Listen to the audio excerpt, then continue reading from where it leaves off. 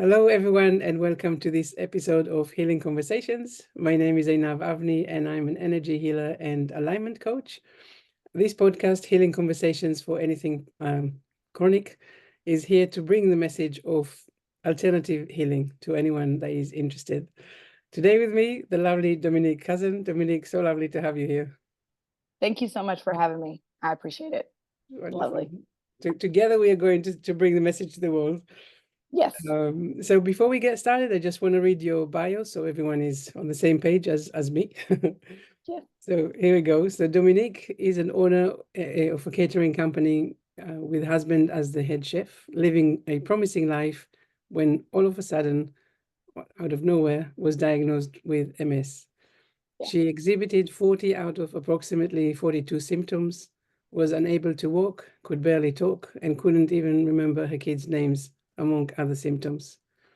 Doctors told Dominique that she would never walk again, but then her network of associates who all had holistic options came to her aid to educate and provide services. Her husband found out what foods were needed to reduce inflammation and symptoms and cooked everything for her. She now runs and walks out daily and lives a better than normal life. Dominique started a non-profit to help others who suffer from an autoimmune condition and provide them with a network of resources with financial aid to do the exact same thing that was done for her. So amazing. I'm so excited and curious to hear all about your story. Take us to the beginning. Where do we start? Where do we start? Man, as you had mentioned, we had been running and operating a catering business. My husband's, a licensed, trained chef, been for years. We were very successful in our community. People knew our name. People knew what we had to offer. And I kid you not, there was a day where I was running. I went running the night before, and that next morning, I couldn't move my legs. And it was very struggling. So I woke up in the morning, just to go to the bathroom. And I'm shaking my husband, and I'm like, honey, wake up, wake up. My legs aren't moving one foot in front of the other. And to the point where I fell out of the bed. Um, and they were just stone stiff. Like I could not feel them. I Mm. couldn't feel them to move them in front of the other. And of course, he helped me to the bathroom. And that's what started the journey of trying to figure out what was wrong. It got to the point where I got a little bit more feeling. I could move them, but they felt like boulders. They felt like 100-pound weights. And we did a lot of tests, a lot of figuring out. And then we realized and got the diagnosis, you indeed have MS. Doctors had told me that my brain, my neck, and spine were covered in lesions. They said it was so heavily spotted. They said it's one of the worst cases we had ever seen. I was diagnosed with primary progressive MS, an active form of primary progressive. Doctors told me that every single week I am getting worse and worse. I went back and I had to go back in time to figure out when it really first started. And when I look back at it now, I can look and say, man, there were months where nights I couldn't see out of my eyes. And I'm just thinking, well, maybe I've just gotten a little bit older and I need to get, see an eye doctor, right? Mm. So that was, questionable. But I always just used to think, I'll do it when I have time. I'll go to the eye doctor when I have time because I'm busy running up a company.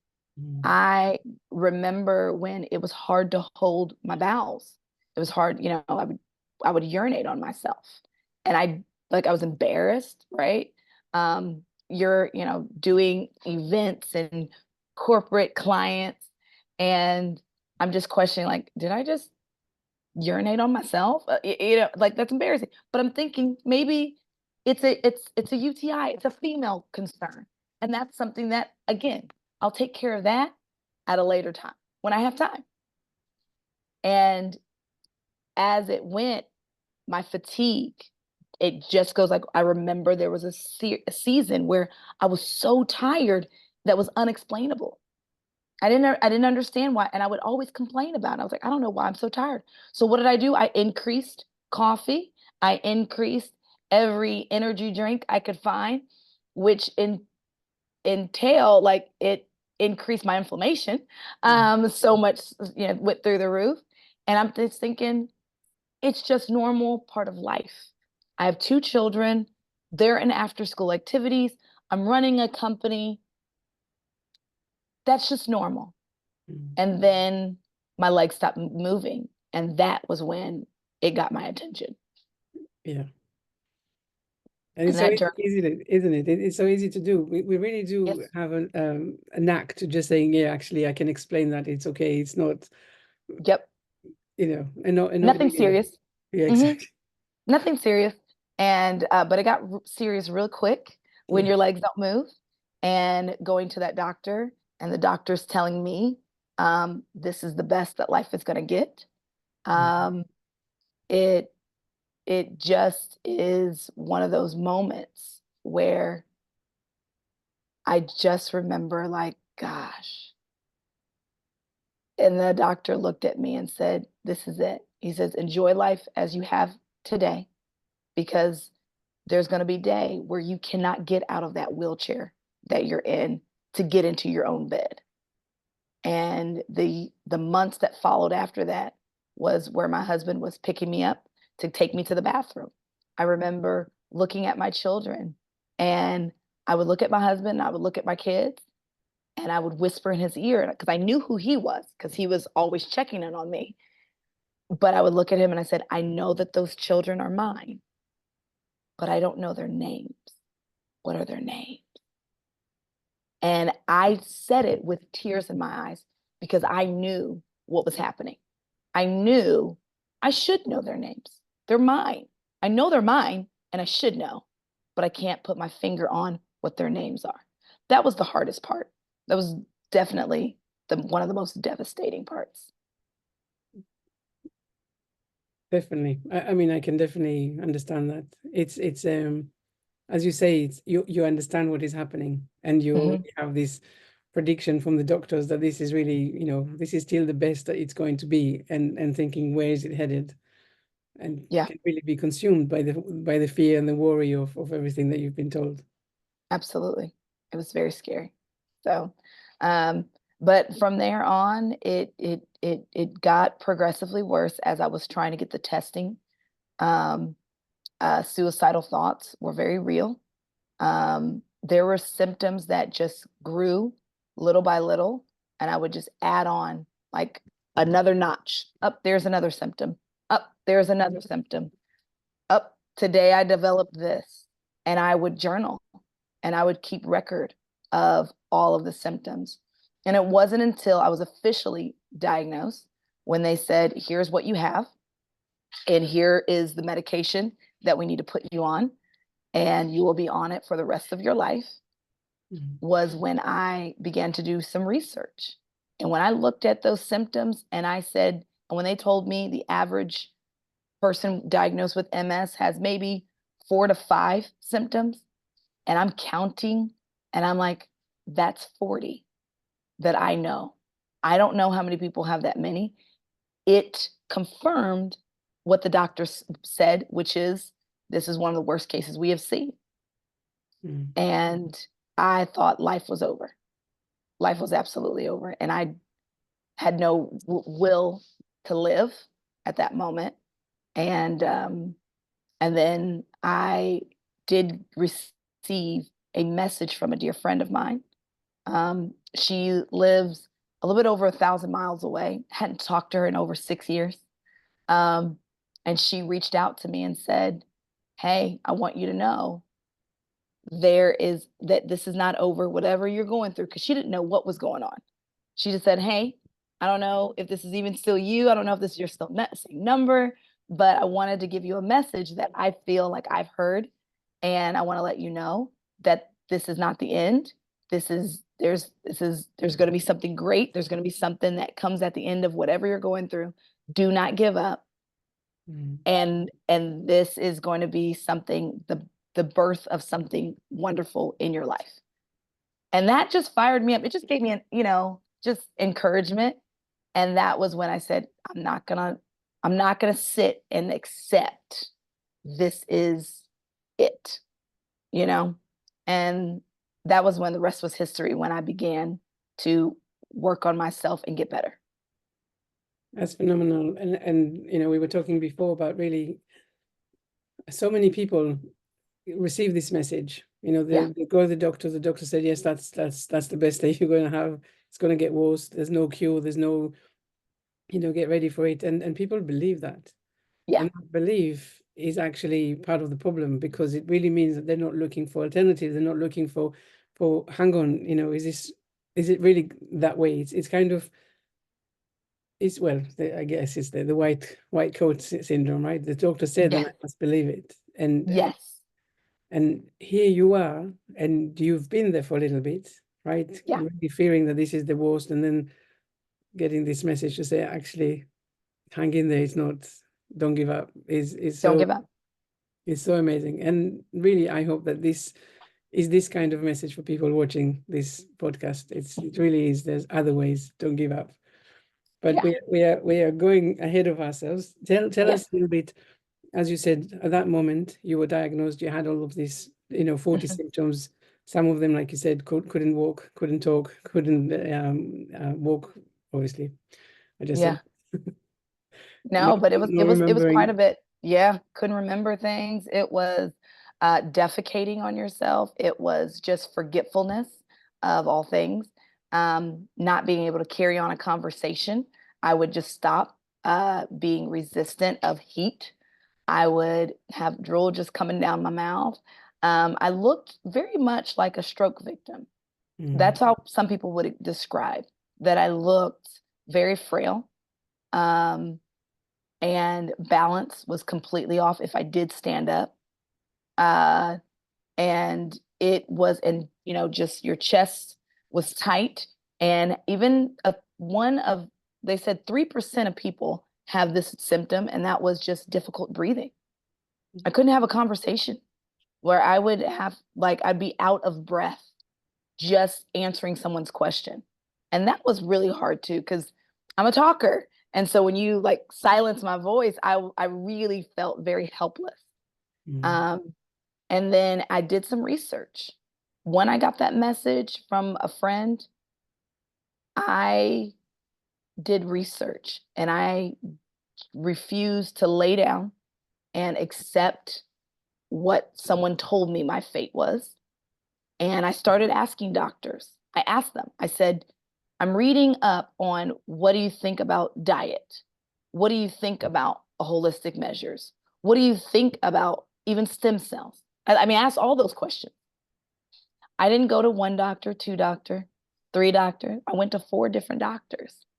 That's quite a bit when there's reliable doctors in my city. There's good doctors, and I went to many that was in various different different specialties, and every single one of them, when I told them, here's what I'm thinking I want to do, they were not the most positive. I'm not saying all doctors are like that, but the ones that I saw were very negative, or just they weren't encouraging in that way. And it was, why would you change your diet? You're not, diet didn't make you sick.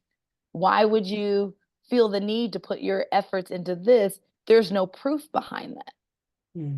They made me feel a tad crazy. They did. They made me feel a tad crazy. I made it up all by myself. But I'm reading books. I'm reading articles that were written by very intelligent people who said, here's an option. Here's another way.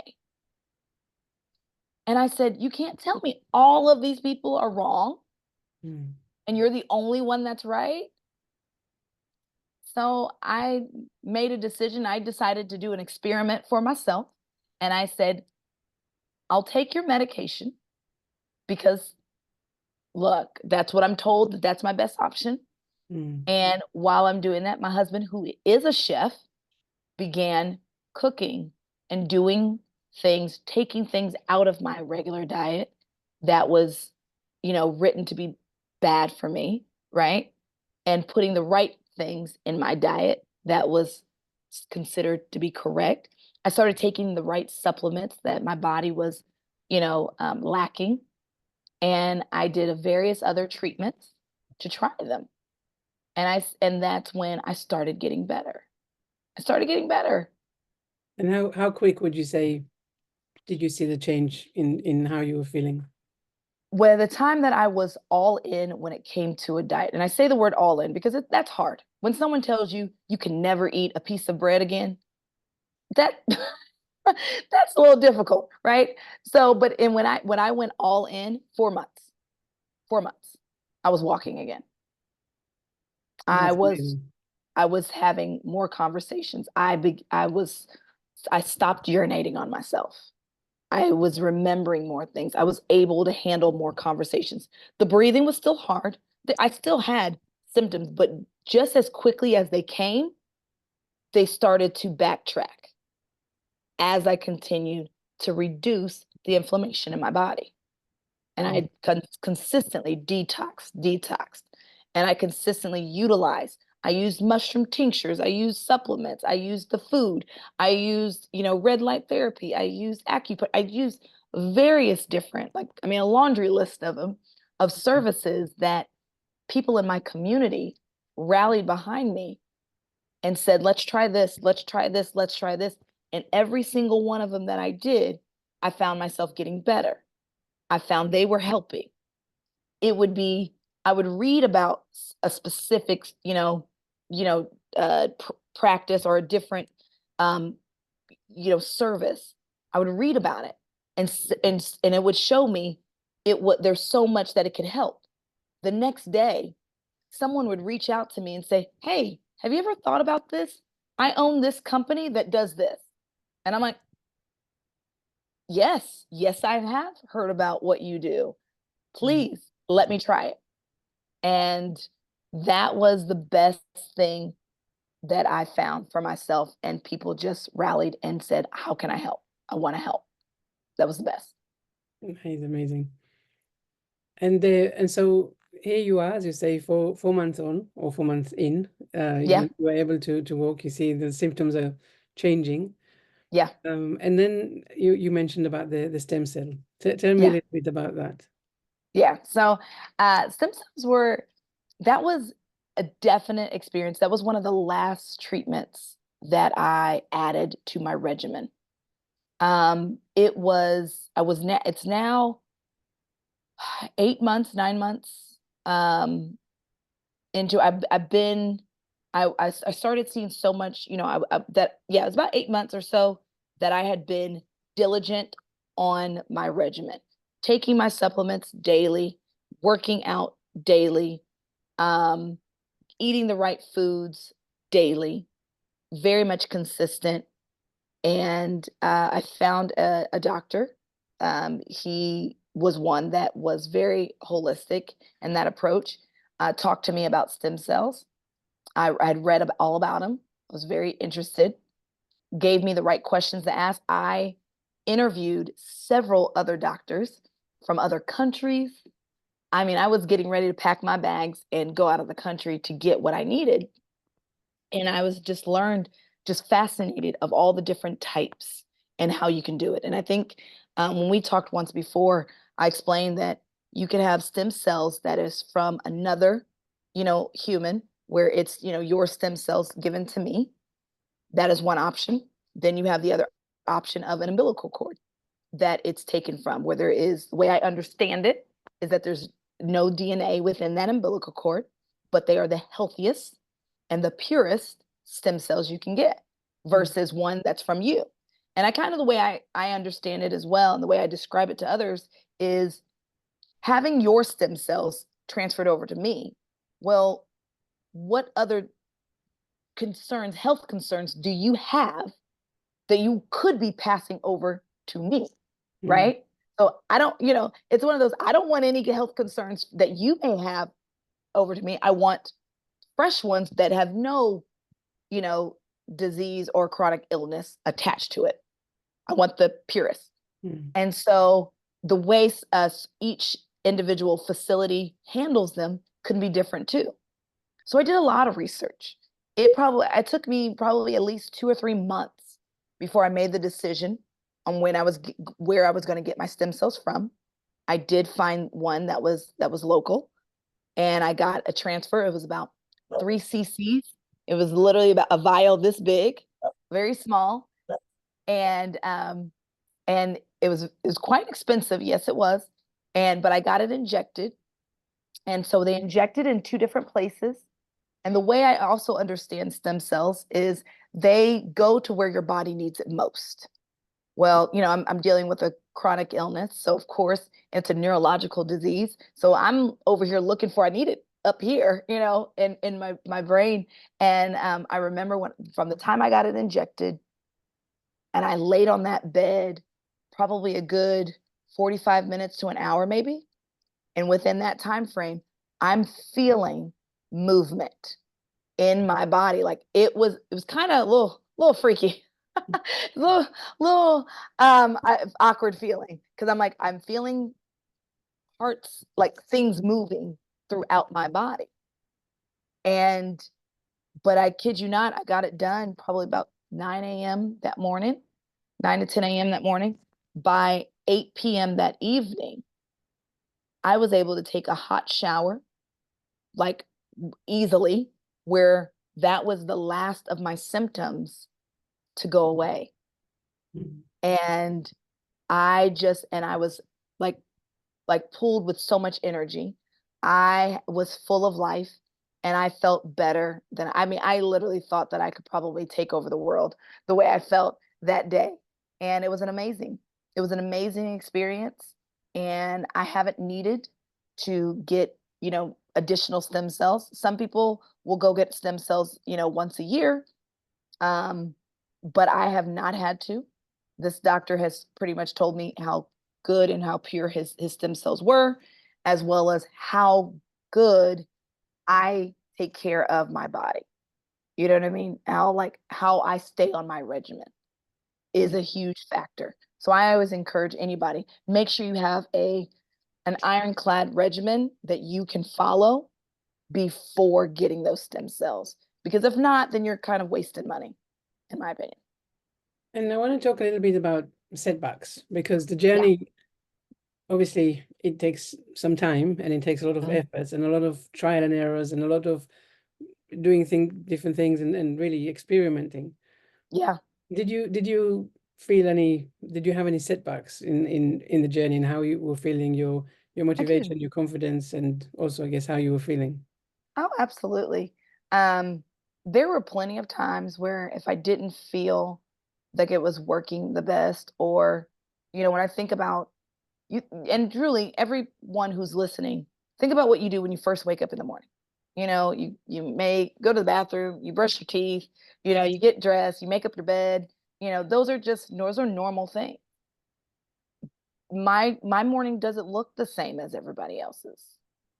I have to get up. I take supplements first thing in the morning. I have to move my body, do a little bit of yoga, get my movement going. And then I'm off to the gym. That's a choice that, as far as what time you go. But I make sure I have to get it in, because I know that if I don't get it in, I will not feel great by the end of the day. It is that whole, you stay up late at night, and just because having a good time. I know that my body, without proper sleep, with any chronic illness, it makes it difficult. That increases that fatigue, right? Now, granted, anything that I'm saying, we should all do. I think you should get proper sleep. That's, you, as a human, you should, right? You should get proper nutrition. You should get proper exercise. We all should. We all know, right? But there's certain things that in order for me to stay healthy, I can't deviate. Now, some people may, that may hurt some people's feelings. And it definitely was hard for me where sometimes I want to go to the local fast food restaurant. I do. I miss it, right? I miss being able to eat the same thing that everybody else is eating at, at a holiday, you know, you know, event. I do. But I also know how bad I was before, and I know I refuse to ever go back. That's what keeps me going. I remember how I used to feel, and I never want to go back to feeling that way. And that's what keeps me going. But when I think about a setback, that times when I just feel like I wanted to give up, I remember specifically when I had two very significant moments. One was I wasn't feeling and seeing the results right away. And I remember I just said, I quit. I quit. And I stopped doing everything. I stopped taking supplements. I stopped eating. Like I just ate something awful. And that next day, I felt terrible. And I just cried, cried, cried. And that was a moment where I wanted to quit. And I said, and I remember knowing I can't quit. Not if I want to live the life that I want. I can't. I remember another time when this was honestly, it was probably about 6 or 7 months ago now. And I have a specific chocolate that I have found that doesn't have sugar. It doesn't have dairy in it. And it's very clean. The healthiest chocolate you kind of could find, but it's very good, tasty, because not all of them are good. But I found one that I love, and it's one of those, like, it's my little treat for myself. And I'm eating it. Well, they had a new flavor that they introduced, and I just grabbed it. Didn't read it, just grabbed it. And so I'm eating this new flavor, and they were like, like little squares, like this big, and I had 3 of them. And I'm just eating it away. And I was like, oh, this is so good. This is really good. And I'm like telling my guests that are at my house, and I said, you guys, this is amazing.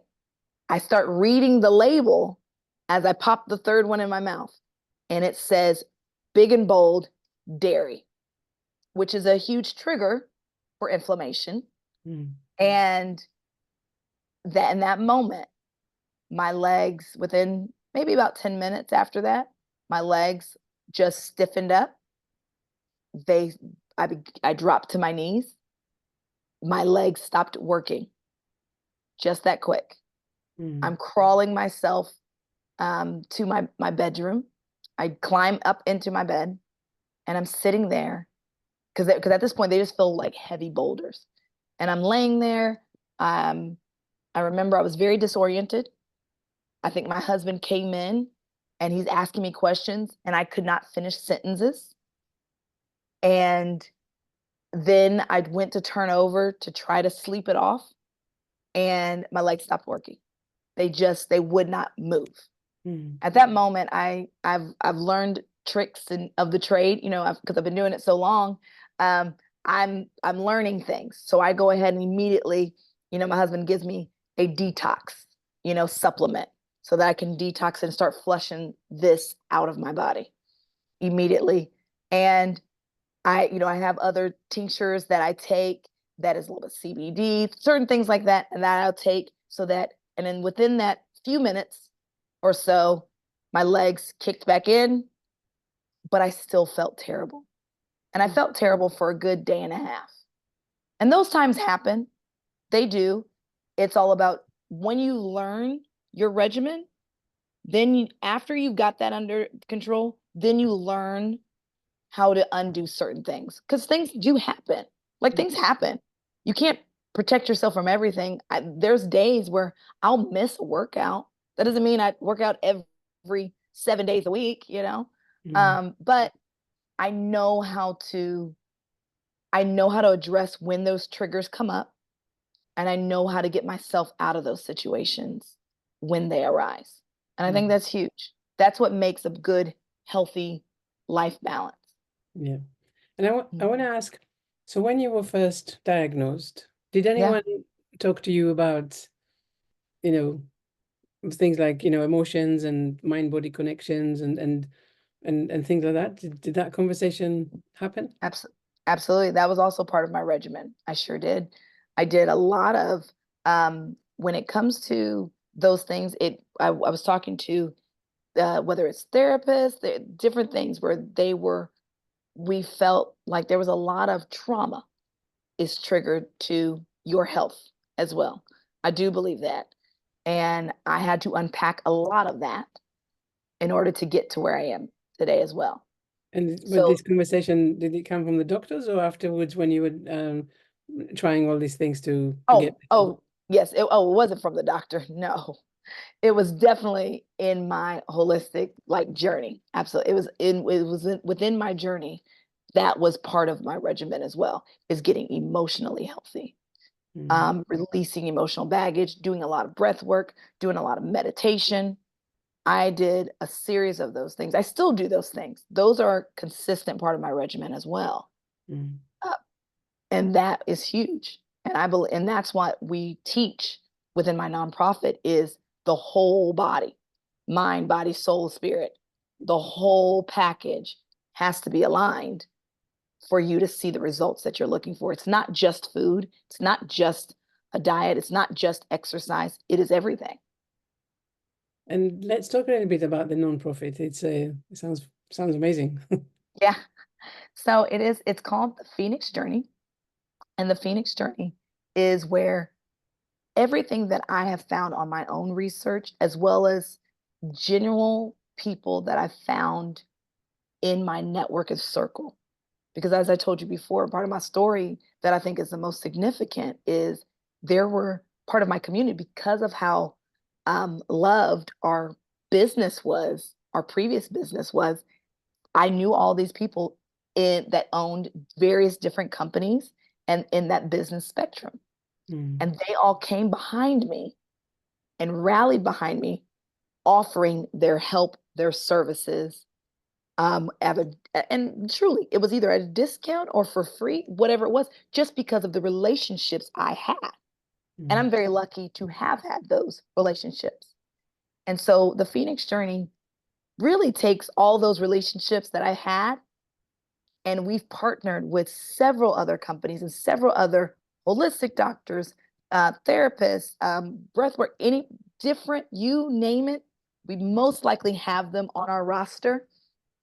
And they all come together with one goal in mind, and that is to help that individual with that autoimmune disorder. Because we all know that it's they can analyze one person and be able to say, okay, here's what this one person needs.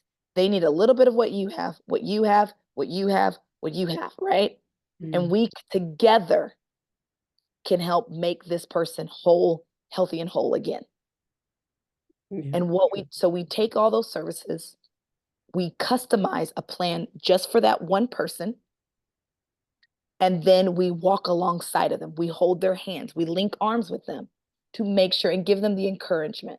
We give them the community, because you feel alone sometimes when you're sick. You don't know why, you don't know how it happened, and you've got family and friends that love you and they want to help you, but they don't know how because they don't understand.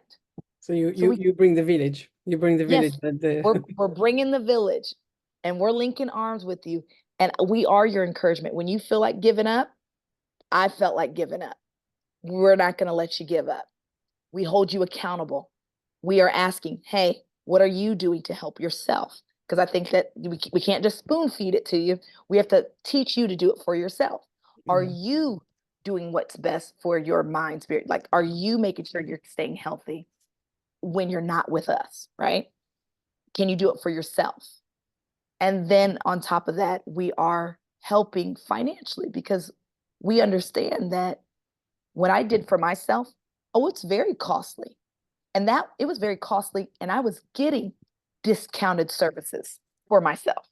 And it was very expensive. I mean, we calculated well over 60 to 80 grand in a year. It's not covered by our government insurance. It's just not. At most places, it's not covered. And we're going to help you, pay for those things financially as well, because we don't want you to feel alone, because it can be very lonely, and it makes you limit what you're going to do for yourself because of a dollar. And we just don't want to do that. And so the people that you help at the moment, is it face-to-face or online or combination? So right now, what we have is we have a website where there are service providers that are available for you to click on and go to them directly. And they are all have the capability of being virtual or in person. Mm-hmm. If there's a service on there that is not quite on the website yet, you fill out an inquiry and we will connect you with those right individuals at this time. We are in the process and we are finalizing our funding so that we can go ahead and have a whole holistic approach where we really can bring you in, bring you on site, fly you from anywhere to get you the right resources that you need. And so that's something that we are looking forward to do by middle of this year of 2024 to be able to do just that. But right now, at this time, getting the information is huge, and creating a community is where we have right now. Yeah, that is really amazing. Mhm. Yes. And I guess I mean, I don't, how long, I mean, would you say your journey lasted from when you were diagnosed to where you are at the moment? So it's interesting. I was diagnosed late 2021, and I had my stem cell procedure late 2022. So it was about a year. It was a year journey of going through the hardship, seeing myself progress. I don't know if I mentioned this before, but I know that we've talked about it, previous other conversations, and that is when I look back, and as we said, hindsight's 2020, and we look back at when did my symptoms begin? It actually began about 8 years ago. 8 years ago was when doctors first told me, we believe we have suspicion of you having MS. And I ignored it. I did. And they said, we need to do proper testing to figure out what else might be there. And I remember saying, nope, nope, out of sight, out of mind. I put my head in the sand, so to speak, and it was out of sight, out of mind. I didn't have any symptoms right away. When I think back from those 8 years, I had symptoms off and on. I know for a fact I started out with remitting MS, where they would come and go, come and go, come and go, until the day it became primary progressive. And so that's just kind of gives you an idea. So when I think about my symptoms starting 8 years prior, yeah, what would life have looked like if I had started, prior? I don't know. We don't go there, but we don't I go like back what there. you're saying, that when you felt that you couldn't walk anymore, then at least then you didn't ignore it, right? You took it on. That is a message. Yes, I couldn't ignore it then, for sure. Yeah. So, but yeah, so it was definitely about a year is what we're thinking is the best when you really go all in. And that's what we've seen and noticed from other people that we've taken through our journey at this point, is that if you're consistent and you go all in, you can see a change within a few months, but you got to go all in. And the best way for us to go all in is to bring you on site, or at least, if nothing else, to make sure you have an accountability partner that stays on top of you as an individual to hold you accountable to making sure, are we doing the right things to make sure you're the best healthy self you can be. And just before we come to an end, tell me where is the on-site? Where are you actually based? So we are actually located in Houston, Texas. It is, and it's one of what I enjoy, and I'll say this a little bit about Houston, Texas, is in the States, Houston is the fourth largest city in America. so it's a pretty diverse city. We have a lot of technology, a lot of resources here in this, this very large city. And but what I found was the most interesting, which is why I believe in what we're doing is the right thing to do. Because out of such a vast city, you're telling me there's nobody else that's doing this.